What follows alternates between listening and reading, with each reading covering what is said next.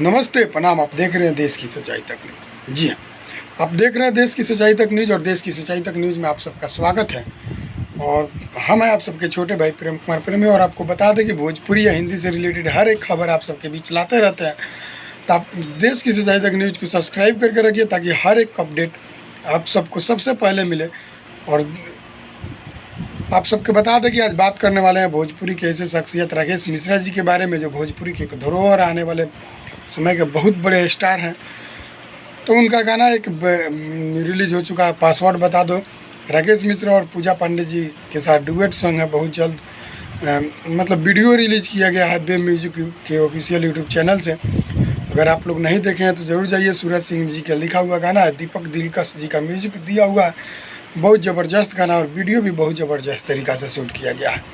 जी हाँ, पासवर्ड बता दो, पासवर्ड बता दो गाना जब हम वीडियो देखे तो लगा कि कुछ अलग मतलब उसमें है और अलग तरीक़ा से शूट किया गया है। पासवर्ड बता दो गाना जो पूजा पांडे और राकेश मिश्रा जी एक साथ डुएट करके गाए हैं, जो बे म्यूजिक ऑफिशियल यूट्यूब चैनल से गाना को रिलीज किया गया है। तो अगर आप लोग नहीं देखे हैं तो बे म्यूजिक ऑफिशियल यूट्यूब चैनल पर जाइए और गाना को सुनिए और ढेर सारा शेयर कीजिए। और मेरे वीडियो को लास्ट तक देखकर लाइक करके जाइएगा और वीडियो को शेयर भी जरूर कीजिएगा। प्रणाम।